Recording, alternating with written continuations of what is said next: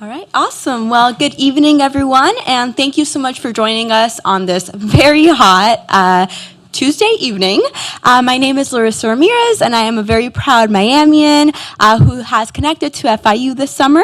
I'm currently interning with the National Foundation for Women Legislators, and joining us today, we have very excited FIU students and also some students from other institutions. Florida International University in DC is an extension of Miami's Carnegie R1 Public Research University. FIU is leading innovations in environmental resilience, brain health, and defense technologies. Recently, FIU announced the launch of a new degree for fall 2024, a bachelor's degree in data science and artificial intelligence to strategically position students for success in the evolving technology landscape. And on the research side, there are 20 faculty members currently conducting grant-funded AI-focused research at the Knight Foundation School of Computing and Informational Sciences. Before I introduce our panelists, here is a quick video. Let's see if I can.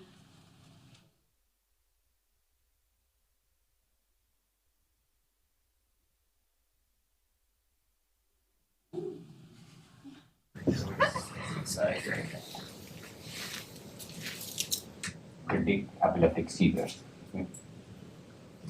Want to be able to do.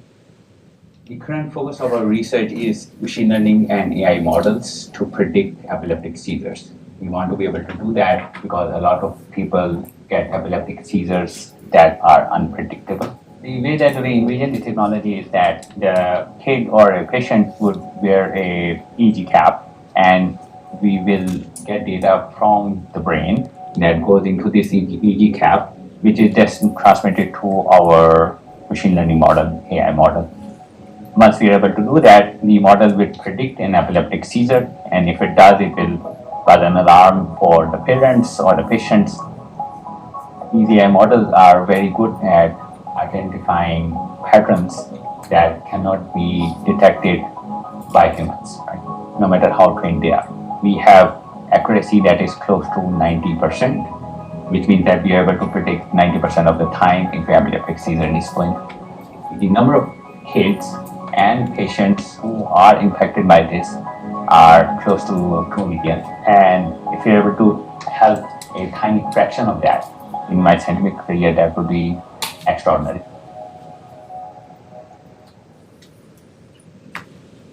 Awesome, thank you. Sorry about that.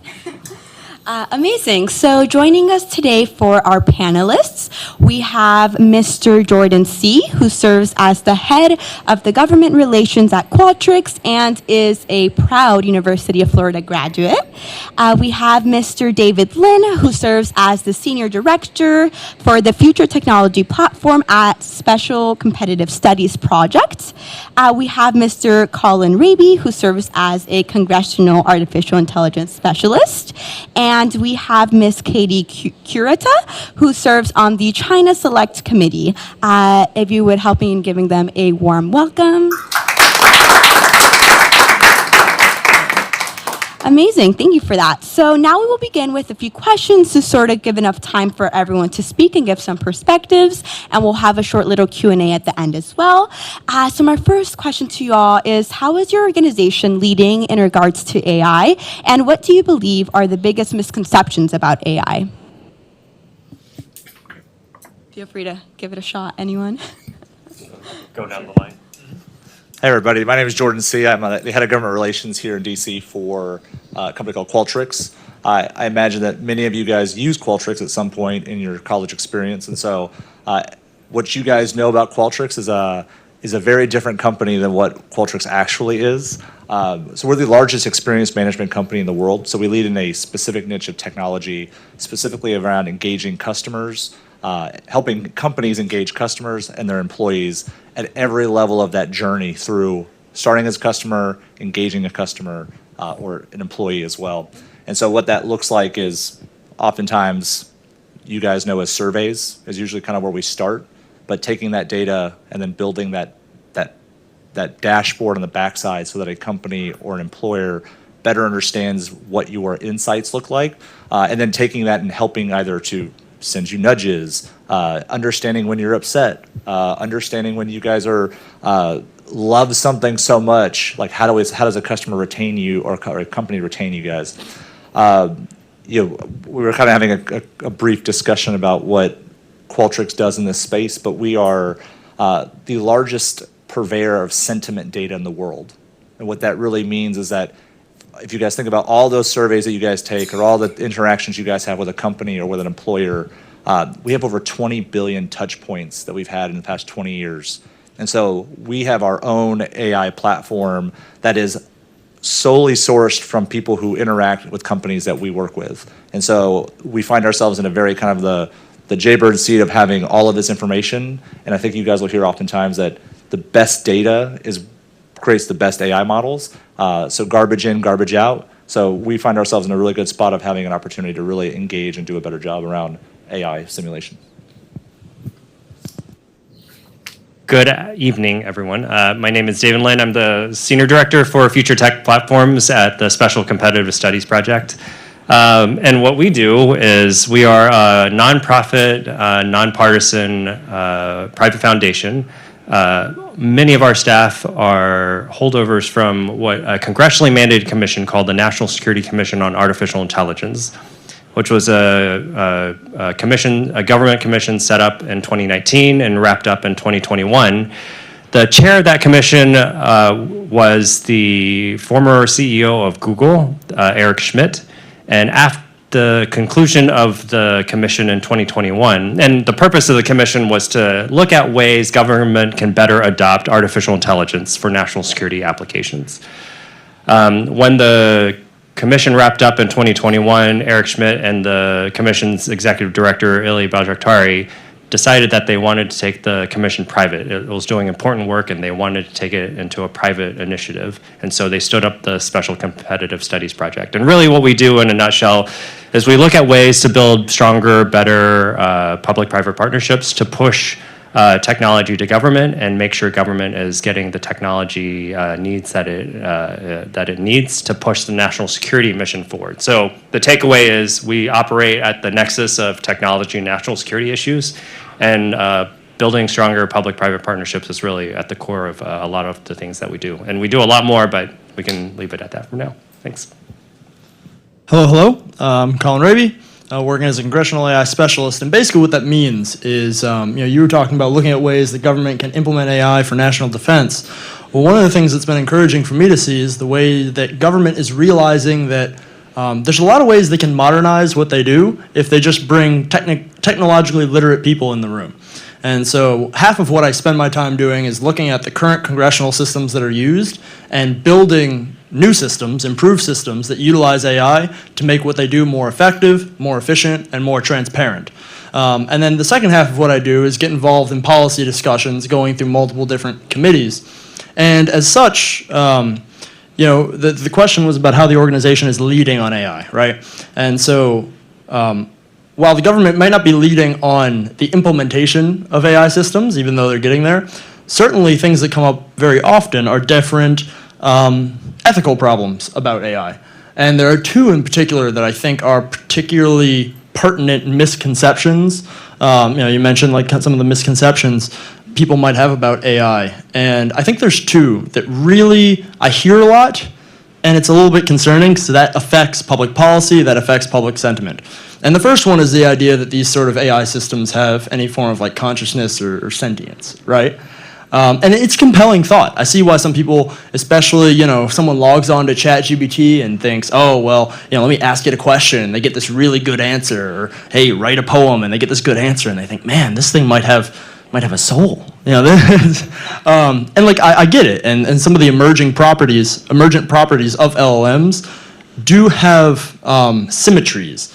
They do maybe look like what something like consciousness or sentience might, but once you go under the hood and actually look at what these things are doing, it becomes clear that, one, depending on what type of AI system you're talking about, it's either just straight algorithm, or two, it's an architecture that builds an algorithm. A lot of what the current AI environment is right now, people will say, oh, it all boils down to algorithms, and that's correct. But that's what computer science has always been. It's always been algorithms. What kind of AI is is the architecture that can create a more sophisticated algorithm than maybe a human computer scientist could. And so it's those architectures that we're looking at, and none of those architectures, so far as I'm aware, have hormones or chemicals. It's all just electrical systems. And then two is the idea, and maybe some in the room might also share this concern, is that AI is going to take all our jobs, right? AI is going to replace all these jobs. And if you haven't heard of the term, I definitely encourage you to look into the term creative destruction. Joseph Sumter, great economist that looked at the progress of innovation under capitalistic societies, and what came out of that was creative destruction. And I think if you look at the history of the exercise of innovation, it can retort that idea. So if you look at the printing press, let's go all the way back to the printing press, right? Okay, well, you hear this dude, he's creating this wild machine that can make all these books and all these pamphlets. We're putting all the scribes out of a job. That's terrible. However, there were first and second order effects. The first order effects were now we had a job for everyone to make these new printing presses and for people to operate these new printing presses. Then the second order effect were people had access to information so that they could do all these other jobs. So did it remove some specialized jobs? Yes. But not only did it also create jobs, but it created higher quality jobs. The creation of the car, same thing. You're going to put a lot of stables out of a job. You're going to put horses out of a job. All these things, you're going to put them out of a job, sure. But you're going to create way more jobs in the process. And you're going to give people more mobility so that you have all these second order jobs. Same thing with the internet. People are, you're putting the mail out of business. You're putting the newspapers out of business. To a degree, yes. But would you get rid of the internet? No, because it's created all of these first and second order jobs. And it's going to be the exact same way with AI. I think it's really good to summarize it in that I'm confident that AI is not going to take a single job. But people using AI most definitely will, right? There will certainly be a transformation of the job market, but I think the result of that, if we look at the history of the exercise, is that all jobs get better and there are way more jobs created as a result. It's a hard follow. But sorry, I'm Katie or Catherine Kurata, and I'm currently a fellow on the Select Committee for Strategic Competition against this CCP, the Chinese Communist Party. And full-time, I work at the Special Competitive Studies Project with David and Ryan. But in my capacity now, I mainly focus on helping the committee frame the competition with the, I'm going to keep calling it the CCP, but the Chinese Communist Party. And in my role right now, I mainly look at that through the prism of technology and AI, and how that intersects with national security and national competitiveness.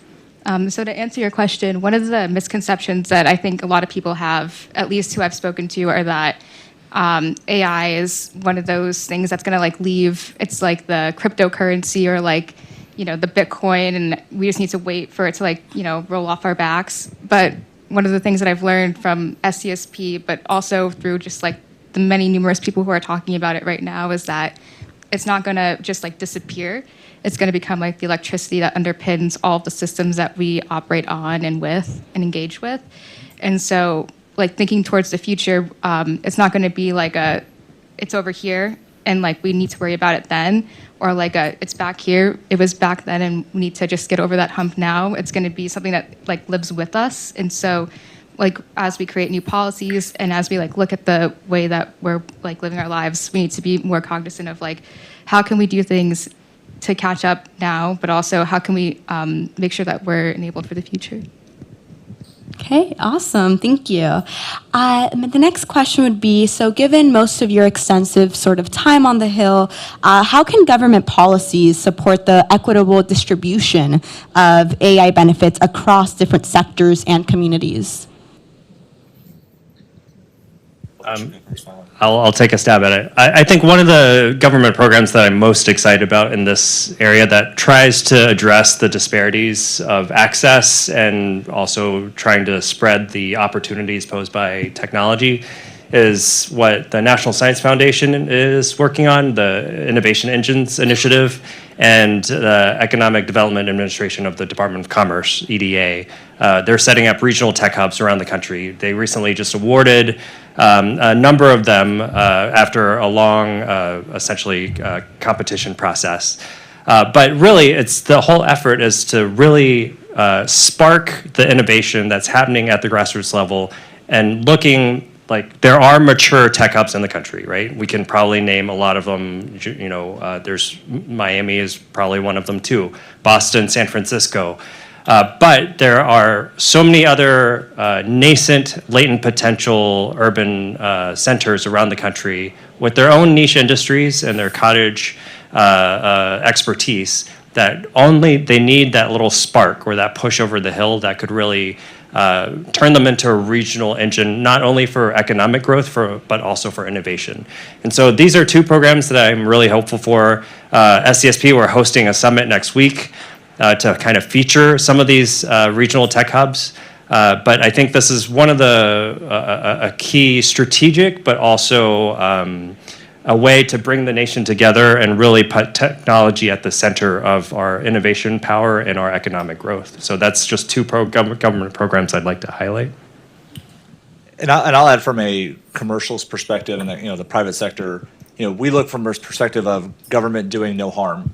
And what I mean by that is really allowing for government to kind of step aside, set guardrails, have very clear, bright lines of what that looks like, but allow for the private sector to engage.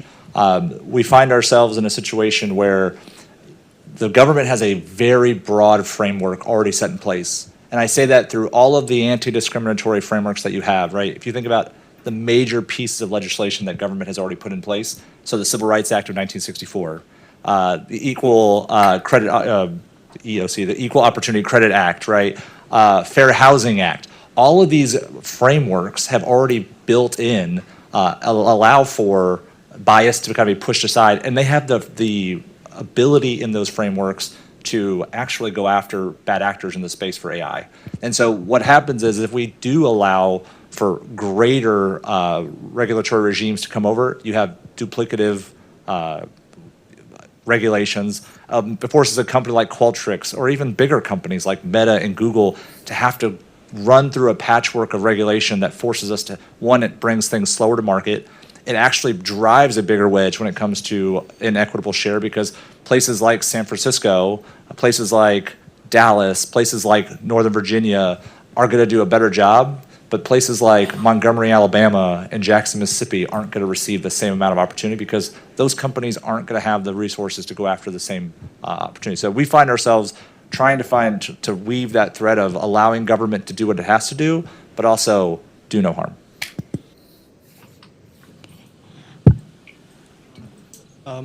Sure. I mean, so I think the question kind of got to how is AI going to impact equitable deployment and diversity and everything like that. And I definitely think that AI tools might have introduced the greatest democratization of intelligence that we've ever seen. And I think that's a net good. If I can go on a really quick kind of explanation of a little bit of what that means. So the academics will tell you that there's been 3 industrial revolutions. And just to be really quick on what they say about each industrial revolution, really sum it up. In the first industrial revolution, we produced a ton of power. Second industrial revolution, we get that power out to everyone. So now we have a democratization of power. We get stoves, toasters. It's great. People love it. Makes their lives easier. Well, then in the third industrial revolution, we use that widely democratized power to get democratized information, right? We get cell phones, we get the internet, we get all of these different ways that everyone can access information. And now I think as we're moving into an age with AI, we're moving into a fourth industrial revolution where we use that widely available that widely available information to make widely available intelligence. And I think that's really going to be a force multiplier for letting the best ideas in society rise to the top. Well, why is that? Because it gets rid of the hurdles that would have otherwise stood in the way. For example, let's just say that you, maybe English isn't your first language, right? And you're applying for a job, whether it's a research job, whether it's a job in government, whether it's a job for a private company. Well, what beforehand, let's just say you have phenomenal ideas and you're a real technical expert, but maybe because English isn't your first language, you have trouble communicating that expertise. What some of these NLP models, natural language processing, ChatGPT, Claude, Bard, etc., can do is help you. It provides everyone an intelligent editor, right? So it can take that information and transform it into a format that's more socially acceptable and effective. And so what that can do is if everyone has access to an intelligent editor transformer that can make their language and make their ideas the best possible presentation, well, then we rely less on mental heuristics of, does this person have good grammar? Do they phrase it the right way? And more on what is the quality of their ideas? What is the quality of their experience? What is the quality of what they bring to the table? And I think that is going to be a force multiplier for really raising up the people that might not have the same access to standard educational systems or things like that.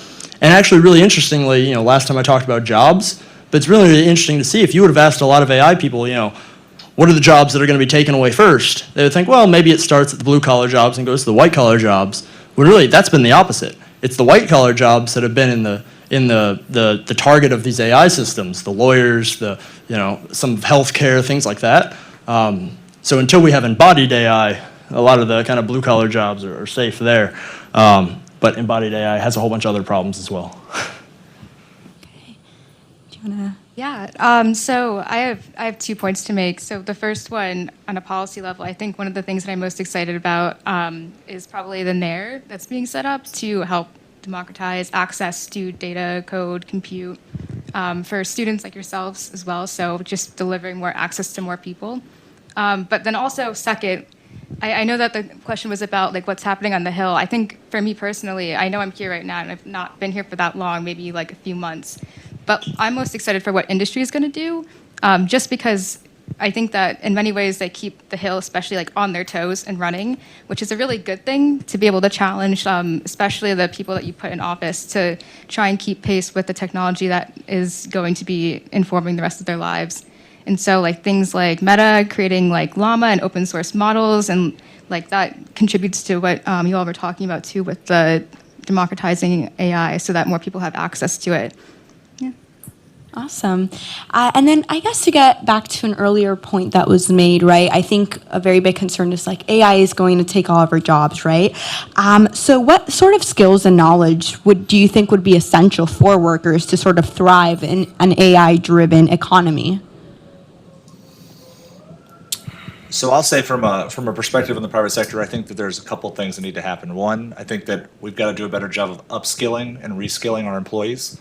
I think that we have and I like what you talked about, kind of going through the the mechanization of revolution. Then we went to electrifying, and then we went to information. Now we're really into AI and the autonomous opportunities here. But we've got a lot of employees who, at some point, their roles will probably, because automation will take those roles. So we've got to reskill, we've got to upskill. What does that look like? We have to, companies have to invest in their employees by training. They have to invest in their employees in providing time for those skills to be reskilled.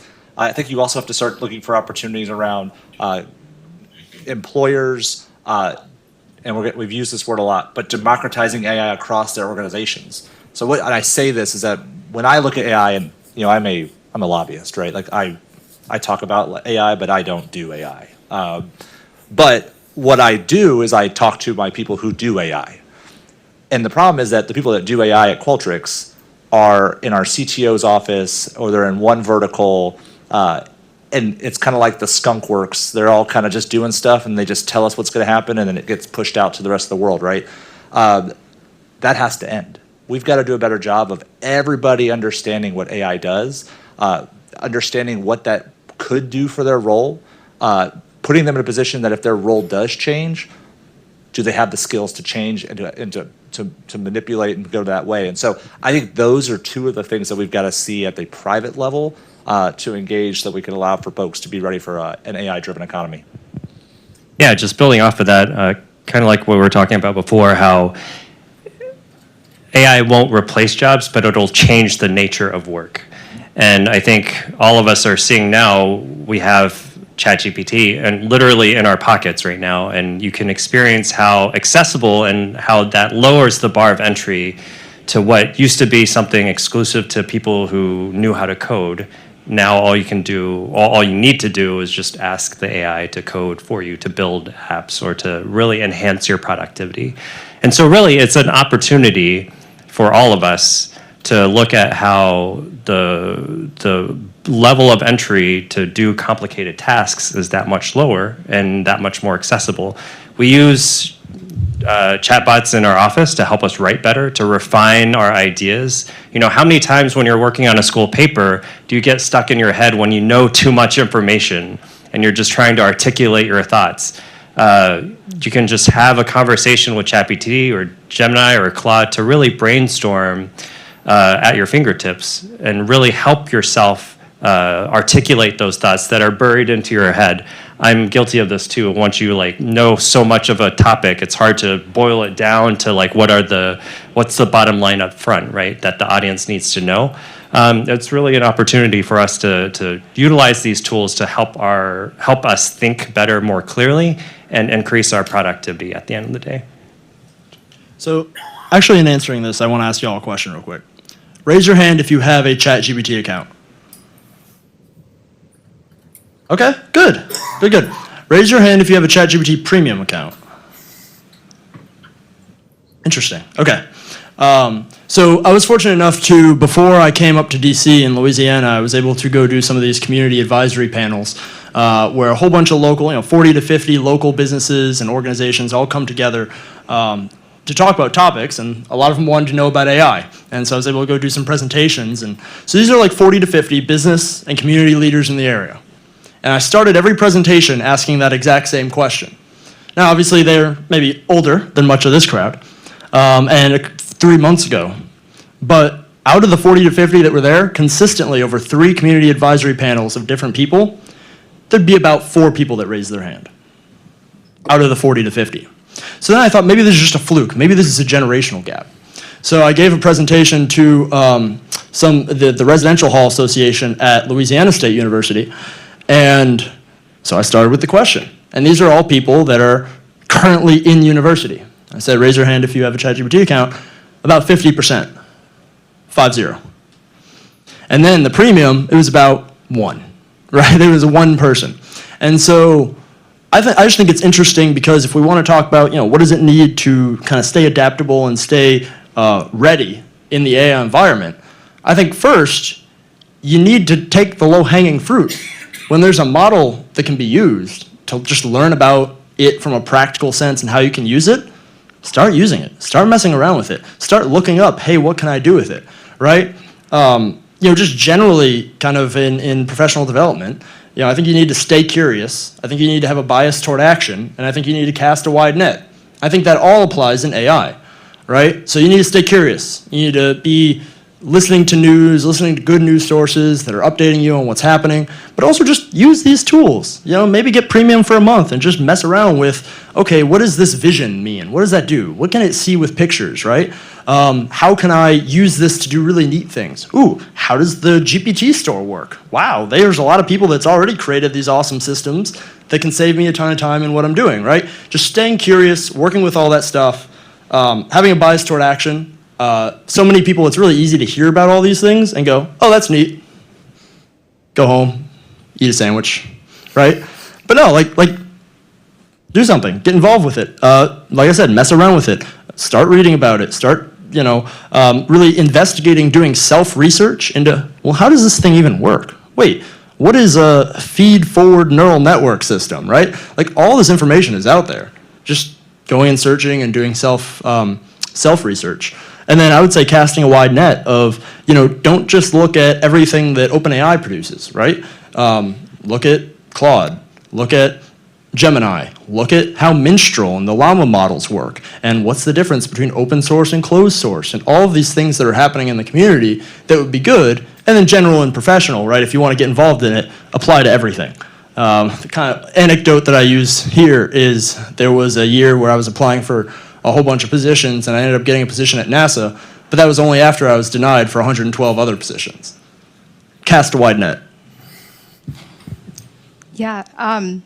Again, hard to follow. I agree with everything you're saying. What I was going to say something similar along those lines of, when I went to my undergraduate and pursued my bachelor's in political science and IA, I was as far away as possible from technology as humanly possible because math is scary to me personally, and so is science and biology and everything under the sun in that realm. But by pursuing that degree, I had maintained an expertise in Chinese language studies and economics.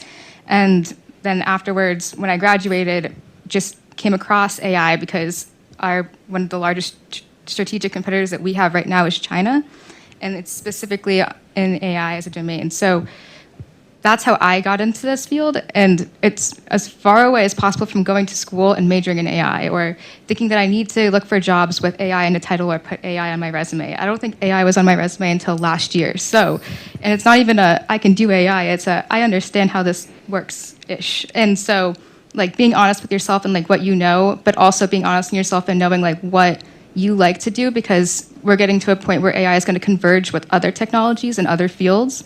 And so it's not going to be about, for some people, yes, of course, like learning about the fundamental research that goes into AI systems and the applied afterwards, but like knowing those other domains where it's going to converge, like biotechnology, like physics even, I know that's your major. Those are the fields that we need to maintain like our expertise in, because AI will only make those things so much stronger and like help advance those so much faster. Amazing, thank you. So I know that in our earlier point, we discussed how AI is sort of being used within governmental agencies already, but I think a really big question as well is how can AI be utilized to address these sort of bigger, major global challenges, right? Like climate change, poverty, even healthcare access. So I've actually been watching this video on loop, by the way, that if you guys have not been looking at it. I'm not gonna lie, I can't stop thinking about AI and what's happening in just this loop. But really, you talk about climate change, right? And like you think about like just climate surveying, right? Climate monitoring, the amount of information that AI is allowing just around that. There's a video about the hurricanes, winds taking the shed away, right? So for folks here from Florida, I grew up in Homestead, so I am from South Miami-Dade County. In 1992, 30 years ago, we had a hurricane named Andrew that demolished all of Homestead, almost took us off the map. I was there. I lived through it. My house was on top of us when we got out. You know, you look at what the technology of what AI is doing right now around understanding how hurricanes and tornadoes work. I know you guys are all going to go see Twisters this weekend in the movie theater because that's what I'm going to go do. But the amount of technology that's helpful to understand what we can do and how we can better prepare and how we can better build and sustain for those opportunities. So I look at around climate, you know, I come from a healthcare background before coming to Qualtrics, and I look at what the opportunity is around insurance companies. You know, and why do I say insurance? Because if you guys look around the room, we all touch insurance at some place, but every one of us has probably had a procedure that you've had to have an authorization from the insurance company to have, right?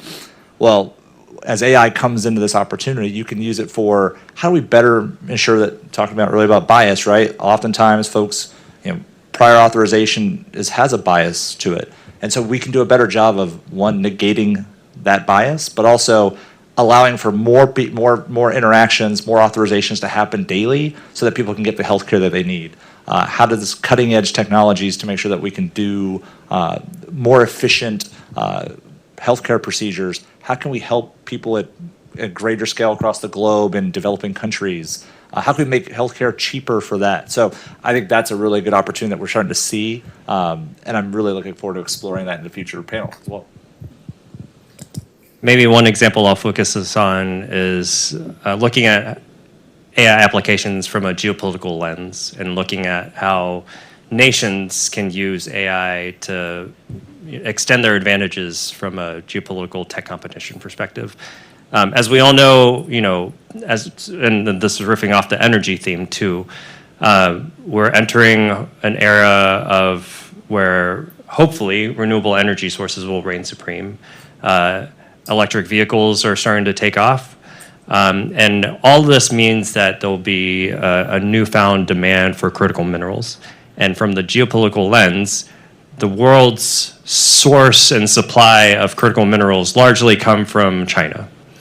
And that is also because they're the world's hub for refining and processing critical minerals. Now, you can't, there are, one option is to process and refine critical minerals here in the US. This involves a huge startup cost of like infrastructure, permitting, licensing, going through a very long process where it'll be difficult to keep up with the pace of technology. However, if you start to introduce using AI and using the efficiencies that applying AI can bring to supply chains, to manufacturing processes, to production, to manufacturing, you can find ways, and in addition to all those things, applying AI to the way R&D is done, you can start to find alternatives to things like lithium. Develop new kinds of chemical properties or chemical compounds that could do things similar to what lithium has done for batteries. One such project that the Department of Energy has already undertaken or run pilot projects on is using AI to explore different chemical compounds that uses 70% less lithium to create the same battery with the same power storage capabilities. And so finding those efficiencies, maximizing those efficiencies means that you can shape the geopolitical landscape and wean yourself off or become less dependent on those bottlenecks in the supply chain, such as critical minerals and the position that China holds in that whole landscape. So that's one example for you in the geopolitical context. Yeah, I mean, it all comes down to data analytics. We live in a world with tons of data and not nearly enough people to crunch the numbers. Whereas a lot of these AI systems can help augment our ability to turn random data, to turn meaningless data into actionable solutions. And so I think each of us here, if pressed, could come up with hundreds of ways in which governmental agencies and stuff will use AI to improve our approach to solving the world's biggest issues, whether it be in weather, whether it be in agriculture, whether it be in all these different fields. But I think maybe it'll be more helpful to talk about some of the different types of AI that exist to try to help everyone be on the same page with different approaches to data analytics that you can get with these systems, right? So, one function of some of these systems is as a transformer. Now, if there's any technical people in the room, I don't mean like the technical definition of a transformer in a large language model system. I mean using AI to transform information from one format into another, right? That's as simple as turning a bullet point list into a paragraph and as complex as an entire system that takes all this data from all this other stuff and transforms it into something that's readable, transforms it into something that's understandable, maybe in another style or language, or take the same content and turn it from a memo to a newsletter to things like that, right? And that's kind of the simple examples, but you can see how that type of transforming capability can play into a lot of these very complicated issues. Another function of some of these data analytical systems is as a classifier, right? And so what that means is you can take all of these things coming in and classify them into buckets, right? I know beforehand we were talking a little bit about sentiment analysis, right? There might be individuals in the room that maybe aren't aware of what sentiment analysis means. Well, sentiment analysis is, let's just say we're having this conversation right now, and afterward we ask, hey, how did it go, right? Like, how did you like this session, right? Everyone in the room could say, oh yeah, we liked it. But if you say, oh yeah, we liked it, versus, oh yeah, I liked it, versus, yeah, I liked it. There's a different sentiment to that, right? And so what a categorizer AI can do is it can take and categorize each of those different deliveries into, oh, that was happy, that was mad, that was sarcastic, right? And that's an easily understandable, but you can see all the ways that plays into some of the biggest issues when we take data and just classifying all of that data into buckets that are important for us. Then as a summarizer, again, take all this information. This is something I'm currently doing. There was a bill that came across, that I needed to know pretty quickly. There was going to be a meeting afterward. And so I uploaded it to Claude and said, hey, give me some of the main points for this bill. Tell me some of the main ways that each side might be against this bill, and maybe what each side's rebuttal to those things might be. And so it went through and it said, all this stuff. And it was a great starting point of summarizing this bulk of information into something that's manageable. It's a great starting point. And then lastly would be deep learning. And deep learning is where you take a system that doesn't exist, you build some foundation model to do some really cool data analytics. And that's more abstract. There's probably some really good examples that I'm blanking on of kind of deep learning systems. But deep learning is when you have all this data, you know that there's a solution, but maybe the data's in a weird format. Maybe it's like light data, like how much light you're getting from the sun, or something where there's not really a good model already, and you're able to train these machine learning models to do something and draw some very interesting conclusions from that data. Kind of like, so in the video, epilepsy, thank you. The epilepsy researcher was doing a deep learning model to train it on signals in the brain and what signals are important to having a seizure. I'm going to take an approach similar to David and say that, how can AI, if the question is, how can AI make the world a better place? I know that we were looking at what you were talking about of, what are the areas that we can use it to help us in terms of becoming a more strategic competitor globally, but also, counter to that, there's a lot of ways in which we align on our value systems with AI with other countries. So, for example, United Kingdom has a AI Safety Institute, and we also have one too that we most recently stood up, I think this past year. But other countries like South Korea are also setting them up as well. So I think looking at it from that view, not just looking at who is developing systems and where, and whether or not they're accessible to us, or whether or not we agree with how they're trained or how they're built, but also what do we stand for as a country and who do we align with, and figuring answering that question, because I don't think right now we have a great answer to that question of what are our guardrails, what do we expect of AI, what should we be anticipating on using it for, and what should we anticipate other people using it for as well, so that way we can help posture ourselves more competitively, but also more cooperatively with other allied nations. Awesome. So I'm very curious. So Mr. C, you and I were kind of talking about this earlier today, but as a sort of student, I think a really big question is how our kind of higher ed institutions are responding to the increase of students using AI. I think it's a really big issue with just, here is the prompt, write me an essay. So I'm very curious as to how you all see kind of the role that higher institutions should be playing in this conversation. I think we've seen an increase of kind of presence on the Hill. I think more institutions are trying to actually read, hey, what bills are kind of going to impact us, right? So I'm just curious, maybe what your thoughts are on this. Yeah, so I'll take a stab here. I would say, our conversation was really around hey, we have all of this opportunity, all this resources in front of us as university students. I think the best way to do it, and I think Colin, talked about this, lean in onto it, right? I mean, if we've got professors, and I think that you're starting to see, and we even have folks that I work with who, they're just so scared to use it, and they're so scared to, really allow for their employees to use it. AI is supposed to make things easier. That's at the heart of it, that's what it's supposed to do, right? So in a university setting, we talked about this, if it's, hey, allowing for a class to write their paper using ChatGPT, right? Well, what that really does is now let's bring that paper back and let's go through and you can still learn from that paper even though you didn't write it.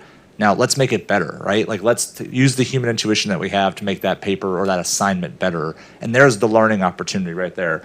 I think that what we're seeing across state and federal governments right now is you have a lot of folks who are trying to tackle this issue on a patchwork level.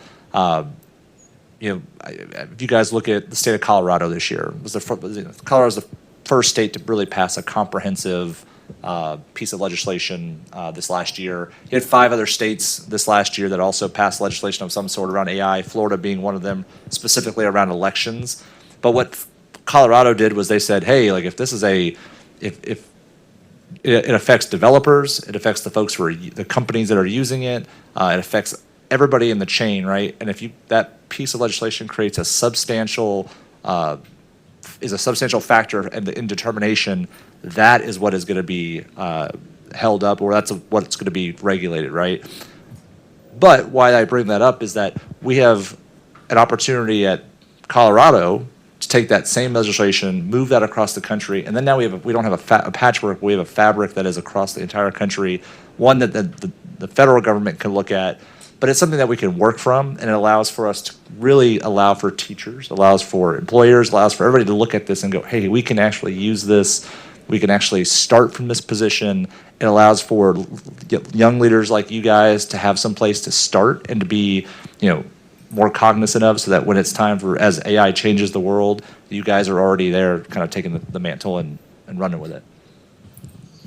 Just out of curiosity, maybe I can poll the audience here. How many of you are like STEM majors? Okay. And how many of you are more on the like humanities, social sciences side? Okay. Next question. How many of you applied to FIU online? Like just submitting an online application? All right. I'm going to be dating myself. There may be panelists who can share the sentiment, but I applied to college on a typewriter. Do we all know what a typewriter is? Good old typewriter with whiteout. When you made a mistake, you had like one copy, if not two copies of the application, and if you messed up, then, well, I don't think you could submit essays online, but I think it was like the initial interest form was on a typewriter. And I remember, and yeah, you messed up once, you got a whiteout. You messed up twice, you got to go find another form because this will look, it won't look good. But my point being, look around you in the world and think about ways we're humans and we're built around processes. Look around the world today and look at all the human processes that you think could be maximized and streamlined if it was just automated or digitized. For some reason, when I went to the doctor's office last week for just a routine checkup, I'm still filling out forms online or on paper, even though I did it online already. And always in the back of my head, I'm like, why do I have to do this twice? Why isn't one system talking to another? When you go to the DMV, it's so labor intensive. You have to bring in copies and of forms in triplicate. You have to fill out forms, just a lot of paperwork is involved in these mundane back-end administrative tasks that could be ultimately, I think, just save a lot of time and increase a lot of productivity if it was just integrated into some automated systems. All to say, look around you and see these opportunities and ask yourself why it's being done the way it's done and ways that could be done better and ways technology can be used to make not only your life but everyone's lives around you much easier, simpler, straightforward, and quicker. And I think that's one interesting mentality to approach how technology is kind of shaping human behavior through these processes. So that's just one thought I'll throw out there. My shameless plug is that Qualtrics is trying to fix all of the things that you just said. There you go. So everyone get a Qualtrics account. No, just There we go. Yeah. No, and I'm really glad you brought up that fact because I do know there's been many people I've had a conversation with where there's this overarching kind of worldview of like, oh, everything just is the way it is. And it's always been that way. It's like, no, even if you just look around the room that we're in now, every single thing in this room was made by a person. None of it is natural. The first natural thing I can see is like maybe the tree outside. It's like, all right, fair enough. But like from the walls to the TV to the clothes to the what? The food back there? The food is probably heavily processed. Yeah, right. And so I love that mentality and definitely 100% agree with that. AI in education is something I'm somewhat passionate about. I served on the conference of Louisiana colleges and universities to figure out how the Louisiana colleges should approach AI going forward for their next 10-year plan. And I won't go all into that because I could probably go on a 1-hour monologue, so feel free to ask me afterward. But some things I think are particularly pertinent is there was one conversation during one of the conferences that they had that I thought was really neat, and there was a faculty member up on the stage, and the faculty member said, I think all these colleges should just ban AI. You know, these students, they're writing their essays with AI, they're getting answers with AI, I can't even have an online exam anymore because they're just going to put it into AI. We should just make it our policy that we're going to ban it. I kind of heard that and went, oh, wow, that's strong. Okay. There was a question and answer part, so I stood up and asked a question. I said, you know, I understand your sentiment, I really do, that this is the newest form of cheating tool.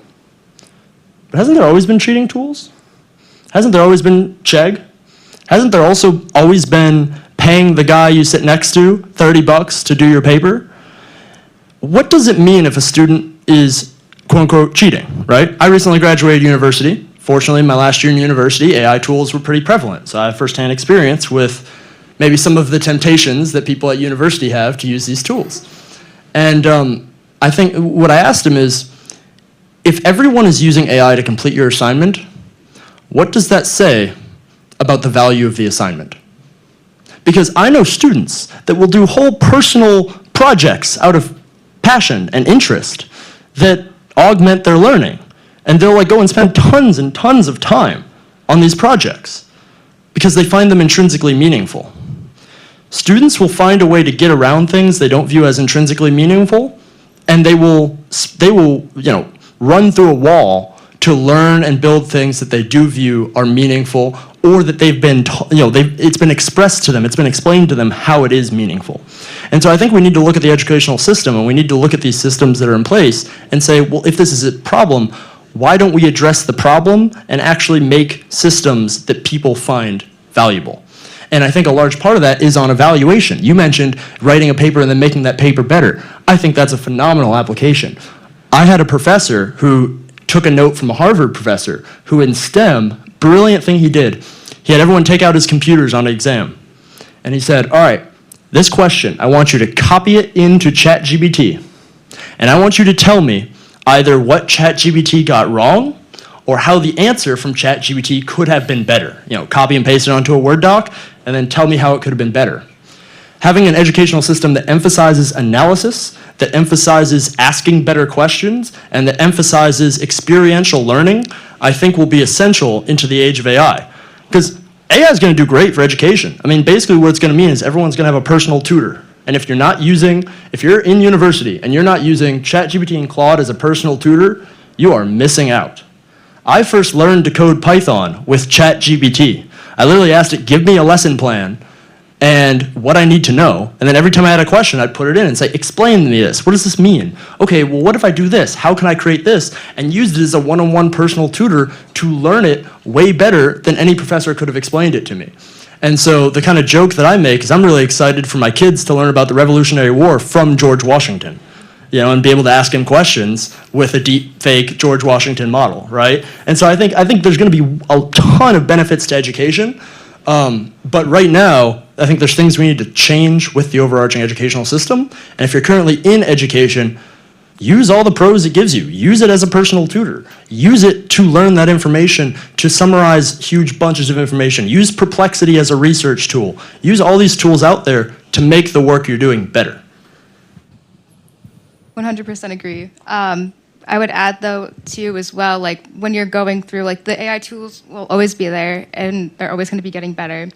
But, like, for yourself as a student right now, I would really try and, like, work on, this is, like, totally separate from AI, which is, you know, not the focal point of the conversation, but when you're, like, going through the research process, when you're going through and meeting new people, like, through your career in, like, academia, whether you're an undergraduate or a graduate student, like really just like embrace that and do whatever you can, like put yourself out there, because AI, for example, will help you with all the explicit stuff that you have to do. Like it'll help with the writing better papers, fact checking, spelling, translating, but like it's not going to be able to help you as well with, or at least right now, it's not going to be able to help you with the implicit things that you would be gaining. So like, how do you communicate with people? Like, how do you anticipate 5 steps ahead of what your boss is going to be like looking for in something or a product within a week? And like making sure that you're able to like take the initiative and to act, but also being able to like build those connections and build those bridges so you're not left on a limb, because unfortunately we still have each other. So it won't be you and AI, it'll be you, AI plus the world. So to be able to make sure you're with everyone. Yeah, amazing. Well, thank you all for your responses. I think now we're going to go ahead and pass it on to the audience to ask some questions. Go ahead. Hi, my name is Jewel. I'm a senior at FIU. I'm also a peer mentor for first-year students. So if you're at FIU, if you've ever taken the SLS first-year class, there are peer mentors for that. Those classes are trying to teach students how to use AI ethically. So what I want to know is if there are any university-led or university-approved AI systems that students can use to ethically source information and gain a more accurate result when they're searching for things, or if that's something that might be possible in the future. I can take it first. So, really good question. And I think that's the type of question that people should be using, is not, how can I use this tool to get around things, but how can I use this tool to augment my own learning and find good information, right? Have you heard of Perplexity? Okay. I would definitely write down Perplexity. It's spelled like perplexed, but like perplexity. What Perplexity is doing, the Perplexity team basically is probably going to be a competitor with Google very soon. And the reason why is because it's a ChatGPT-like interface, but what it does is it cites every single part of its answer to a research document or something. So the other day, I'll give you a really pertinent example. So I was using Perplexity for something, and I just thought, hold up, what am I doing? I'm talking to all these different people to try to get all the AI legislation going through Congress. Why? So I asked ChatGPT, I asked Perplexity. I said, give me every current bill that pertains to AI or data privacy going through Congress. Give me what step in the process it's in. This is a whole long convoluted process to get anything through Congress, but tell me what step it's in, and tell me when the next meeting that's going to talk about it is being heard. And it gave me 10 results. 7 of them were spot on, and it linked me to congress.gov that talked about it, that gave all that information. It synthesized it, gave it to me, and then I was able to check it, which was awesome. And so for anyone doing a research position, I'm just you got to be using Perplexity. This is a great tool. Still got to check it, sometimes, especially when it doesn't cite things. That's a good indication that it might be hallucinating, and maybe don't listen to it. But very much everything that it cites, it is a phenomenal research tool. And so definitely that's one tool that I think could help augment some of that. And I'd also wanted to kind of give a shout out to the peer mentoring program you said you were a part of. LSU had a Society of Peer Mentors program for the engineering, and I know how big of an impact that can have to new students to a university. And so great job getting involved with that, and keep on. Thank you. Maybe the only thing I'll add is check your sources. Yeah. I don't think the AI, this won't be the case forever. This may go away in the next 3-5 years, but we're at a stage to where I think if there is anywhere for the human to remain in the loop, it is to check the sources. And so don't let that compromise your academic integrity. Go back, check the sources. Yes, go ahead. Hi, thank you so much again for your time. I really enjoyed the panel. My name is Mia Rodriguez. My preferred pronouns are they, them. I'm a junior at FIU studying political science, IR, Asian studies, law. It's a lot, but it's an intersection where I'm now a congressional intern for Frederick S. Wilson. So yeah, loved everything you said about Congress, really appreciate it. But something I wanted to speak to was about my experience as a student. I'm actually taking a class right now. It's an honors college class called Apocalypse, and Optimism 21st Century. So it talks a lot about technology. And something that my professor has us do that I was wondering what you guys thought about is we actually have an artificial intelligence disclosure statement. Because something that he noticed a lot as an educator is that there are students across the US that they get flagged on Turnitin for using just Word's editor tool. So what he tells us is put in this statement after your works cited that you use Word's editor tool, that you use Grammarly, and that way I have more of an idea using Turnitin. Do you guys think that's something that's helpful? Do you think something like you said, Perplexity, is something that could be added and not something that higher education and maybe even the workforce moving on later on would look more favorably upon, disclosing what AI is used in order to create a product? So I'll tell you from the private sector side, no one cares. I will say that obviously, the work product that you put out, obviously you want to have integrity around the things that you're doing. But on this side, once you get a job, unless you are a researcher, unless you are trying to get as much product done, to get it right. Obviously, it needs to look right. It needs to be, Grammarly is great. I use Grammarly all the time when I write. When we were talking about this, I was on a plane when I got my job at Qualtrics. I met the CEO of the company on the flight that I was in because I was arguing with, I was cussing at my computer, but I was arguing with my computer about the format and, of course, trying to spell check things so I could get this comment letter around AI done. No one cares. I mean, obviously, again, you want to be integrity. You want to have integrity. You want to make sure that you're doing the right things, but you want to use all the tools at your disposal to make sure that you can get things done. And I will tell you that just about every employer will probably tell you that too. Maybe the only thought I'd add is, as we're in this, I think we are at this cusp. We're in this transition phase right now, and I think for now, yes, that kind of disclaimer could and is useful. But I think we're fast approaching a time where that'll just be assumed. I still remember a point where, like, MLA, works cited, you still had to you had to go into a lot of depth to make sure your sources you were citing online sources as opposed to print books and print material. Whereas I think the assumption now is that 90% of your works cited are from online sources and not from physical books that you're checking out. I think the same will apply to AI, where it'll be so commonplace to where the assumption will just be, yeah, you used AI. It's not a big deal. It's what everyone does. So They'll still do MLA in law school, if you're going to law school, by the way. Yeah.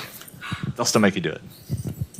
Well, yeah, and I think, even when I was in grade school, I remember they taught us, if you're doing research online, don't use Wikipedia, but maybe use the sources that Wikipedia gives you, right? And things like that, where I think what's inevitably going to emerge isn't, maybe in the short term, like you said, saying that you used it, but in the long term, it's going to be, here's this tool. You don't necessarily need to say when you used it, but maybe here's some guide rails that can guide you in your use of it, right? Here's pitfalls you should look out for. Here's prompting things that you need to know so that you can analyze it yourself. This isn't necessarily with citations, but I do think it's interesting and gets exactly to your question. When I was at LSU, I was in my university student government. And part of the student government is we vetted candidates for different boards and such. And I remember, there was this board we were vetting candidates for, and we had this Excel sheet of all the candidates. And I remember it really clearly. There was this one candidate that had a pretty decent paragraph about what they wanted to do in this position. Every single person that saw it went, they used ChatGPT. And so I thought this was a really interesting case study. I knew I was going to be talking about this for a while. So I started questioning people. I'm like, what about it? Well, why do you think it's ChatGPT? And they're like, well, it said tapestry. It said all these kind of buzzwords that ChatGPT overuses that most people don't. And also just kind of the phrasing. When Photoshop came out, there was a big uproar of, how are we going to know what's real? But now, if we see a picture that's Photoshopped, we kind of just think in the back of our minds, that's probably Photoshopped, right? And so what I thought was really interesting is that, especially among maybe the generation that's growing up with these tools, there's almost this tacit, implicit understanding of, if I'm reading something, that kind of feels ChatGPT, especially with an unsophisticated prompt, right? If you say, write me a thing about this with very unsophisticated prompting, which I highly recommend looking up OpenAI's prompt engineering tools and everything that's written about prompt engineering, find out how to write a good prompt. Eventually, I think it's going to be solved, but for now, if you want to use these tools at a high level, know how to talk to them, know how to prompt. But you could tell that person used an unsophisticated prompt, and it spit out this thing that every single person knew. And so I kind of went to bat for this person. I'm like, it seems like they have some cool experience. If we assume everything in their paragraph is true, just the formatting is they used AI, I'm for them. Every single other person on the board went, no, they used AI. Don't select them.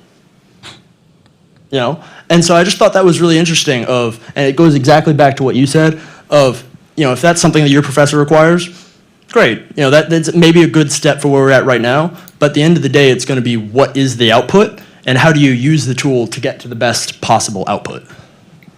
And adding to that too, I use ChatGPT, all the various AIs on a daily basis. I actually have a ChatGPT, a Bard, a Claude, and a Perplexity. And I will ask questions to all of them and see what they give back. And the ones that I I'll take, and then I'll ask them all again, and then take those answers. And so at the end of the day, my feedback or like my final output might actually be like almost entirely AI generated, but I go through and I fact check and I like really drive it home because like at the end of the day, what you're delivering is yours. And so that's not to say AI will do work for you, but it is a tool to help you at least like get the ball rolling. I think somebody said that earlier of like, you know, I could be taking an entire day to learn what photonics is and how it matters for graphene semiconductors. But instead, I have a great tool that can at least give me a high-level overview of what those things are. And so I think just like being open to the idea and like assuming that at some point in the future, other people, your peers and your colleagues will also be more open to the idea that AI will underpin what you're doing is important. And if I had had a chat GPT when I worked on the Hill, when I was a comms director and writing speeches for a member of Congress, I would have had a lot more time in my day. But I say this because, and you make a good point, you know, you use it, use it efficiently, and then for a speech like that, you know, if you know your boss, or if you're ever going to work on, you know, with a member of Congress or a state legislator, you're going to know their tone, you're going to know their buzzwords, and so it allows you a base to start and then to move out from there. And I think that's what you talked about too. So use it. Well, and even that goes to the whole jobs question, because I won't say what project I'm working on, but there's one project I'm currently working on for the congressional office where I talk to the person who's going to use the system. And when they're in session, this person is in the office from 8 a.m. to 9 p.m. Like when they're in session, he lives there. And there's something that he has to do that takes him 3 hours a day every morning. Well, so I talked to him about this thing. I'm like, hey, if this could be automated, like, would you want that? You know, I'm not trying to encroach on your job. He said, please. How much does it cost? Please. Because if I can save him 2-3 hours a day, that's 2 or 3 hours he reclaims that he can go home. It's making his job way better, right? And so he can actually do the stuff that's more interesting. And he's not just wasting time doing this more administrative, procedural work. And so I think that plays into the whole conversation of how to use these models and how they're going to be impactful in people's day-to-day lives. Awesome. I think we have time for one more question. You in the back. Yeah. Yeah, so my name's Alexander Stone. I go to FIU. I'm a junior. I'm studying criminal justice with a pre-law certificate. But one of the biggest concerns that I've noticed a lot of people bring up about AI is its role in the arts and entertainment industry specifically. So what, from a private sector perspective and from a governmental perspective, what do you believe is AI's role in these industries without it kind of encroaching on human talent? So I will tell you, I have a number of friends who work in like the digital media art space. I have a lot of friends that work for the recording academies here in town that lobby on behalf of them, and they will tell you that they think that there's a place for it. I will tell you from my perspective, and this just tells you how old I am. I was watching CBS Sunday Morning the other day, and for anybody here that may or may not be a country music fan, Randy Travis. See, you knew. So Randy Travis, if you guys know, he can't sing anymore, can't speak, and so he's basically mute. And so through AI, they took all of his songs. They brought his voice back to the point that he is now singing a song that was purely made of AI. And so I think that there is an opportunity, to your point, that AI used with a great framework that the arts and media folks have gotten around, that Congress kind of pushes, states endorse. I think there's an opportunity for us to really see some really great things. But if you guys have not seen this little snippet on CBS Sunday Morning, it was probably 4 weeks ago, it will make you cry. So, but I highly recommend it. Well, same thing, a member did the same thing. They were like losing their voice, and they trained it on their voice. Wexton, yeah. Yep. And so then they could give a speech in their voice, even though they didn't have their voice. But yeah, intellectual property is a big concern. There's a lot of conversations happening among legal scholars and such about how do we deal with intellectual property when the entire internet is used to train a model, right? Who gets reimbursed for that IP? How do you? And there's a lot of questions. There's a lot of questions that even the judicial system is considering with the OpenAI case, and there's way more questions than are answered for right now, but we certainly need a lot of really good people thinking about them.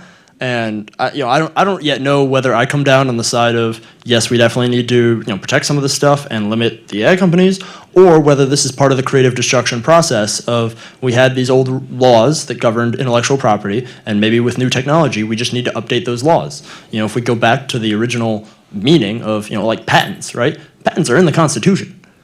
Like it's a pretty central part of protecting, but also documenting innovative technological process, right? And so how do we get to the root of how do we protect this stuff? How do we foster innovation in a way that is fair? Goes right to the root of what people were considering when they founded this country. And I think there is a lot of work to do there in the next 20 years. I'm not sure all the answers. And adding to that too, I think that there's always going to be I could be old-fashioned in this position, but I think there's always going to be a place for human to be informing what that AI is doing.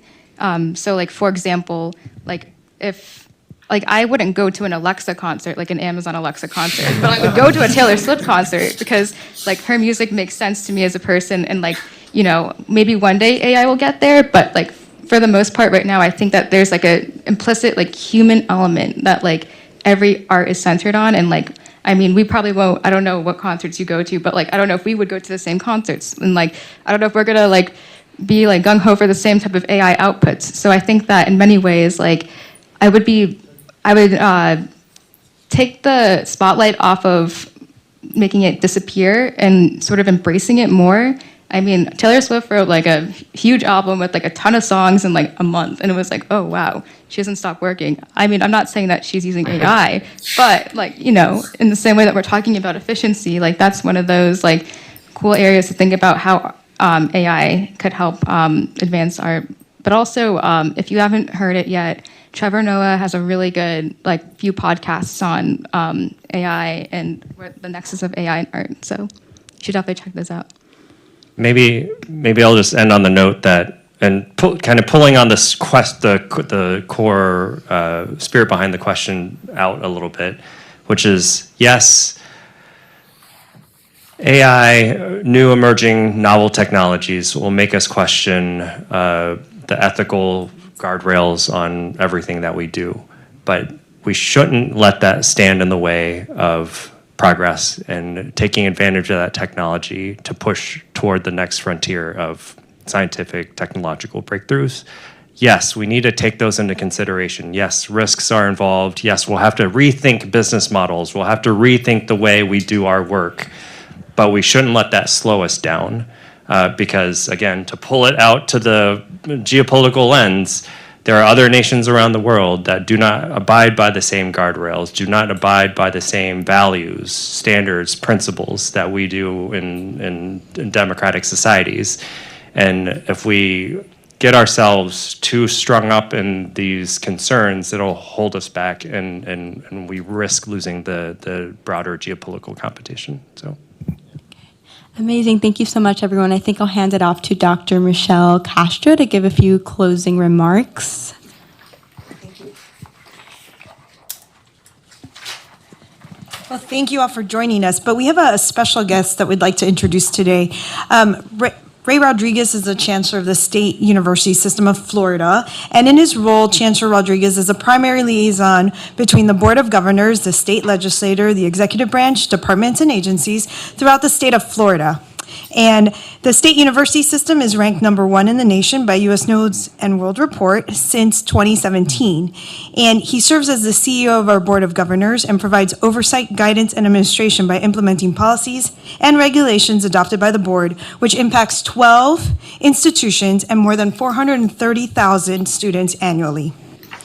He has a long, extensive career, having worked in General Electric as a U.S. import compliance team. He also worked for 17 years at Florida Gulf Coast University, holding multiple roles as the Director of Interagency Partnerships, Director of Community Relations, and Business Manager for the College of Arts and Sciences. And he has an extensive career in public service, having served as the Florida State Senator for District 27 and 4 terms in the Florida House of Representatives. And during that time period, he was the chair of the Senate Reapportionment Committee, chair of the Senate Government Operations Committee, as well as chair of the Health and Human Services Committee and House Majority Leader. He is someone who can build consensus and is an agent for change, and that is why he was unanimously selected to serve as our chancellor. So with that, we would like to introduce Chancellor Ray Rodriguez.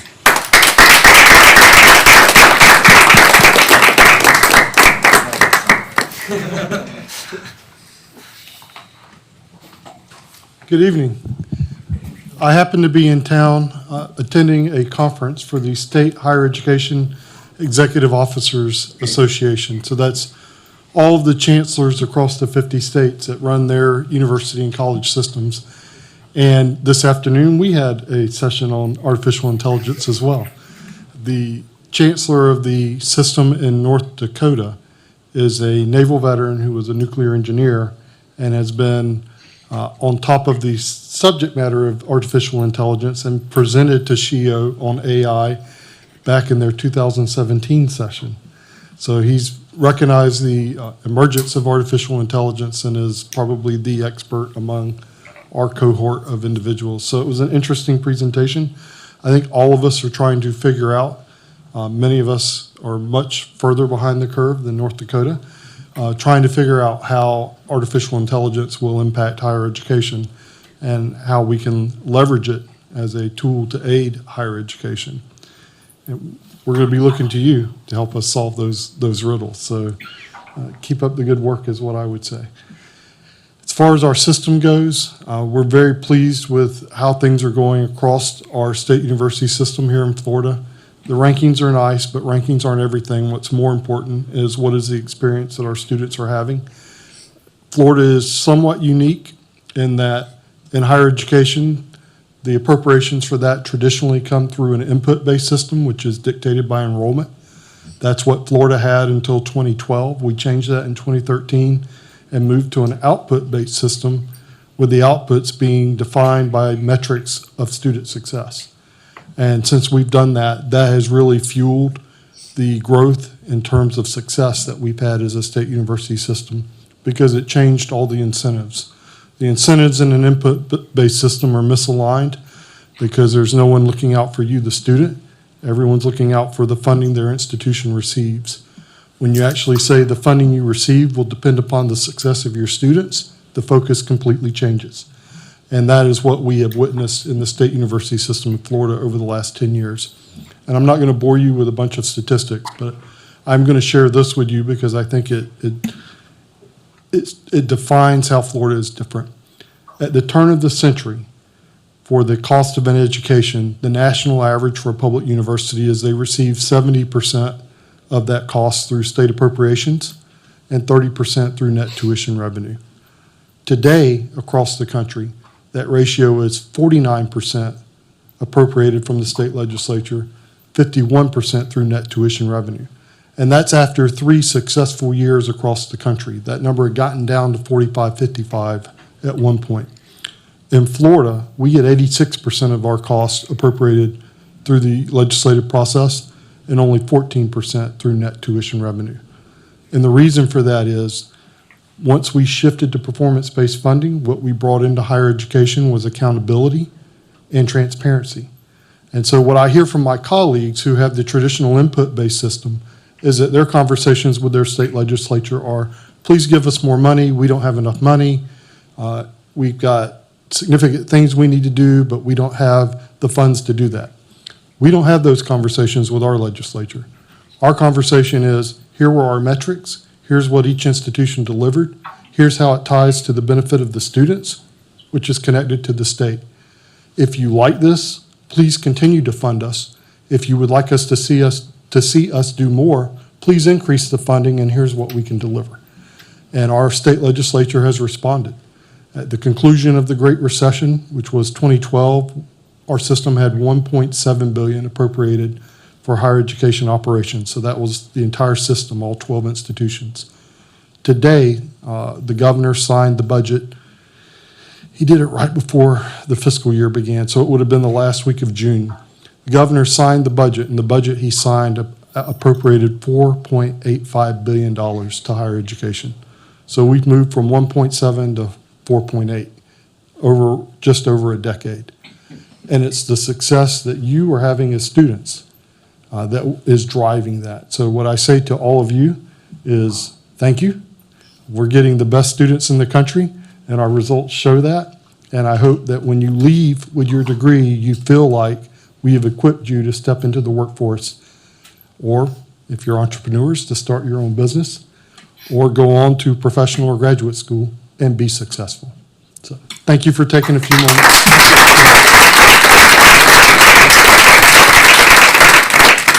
Thank you to everyone. Thank you to our panelists. We still have food, so please feel free to mingle and chat. And then if all the FIU students can come this way, we're going to take a quick picture.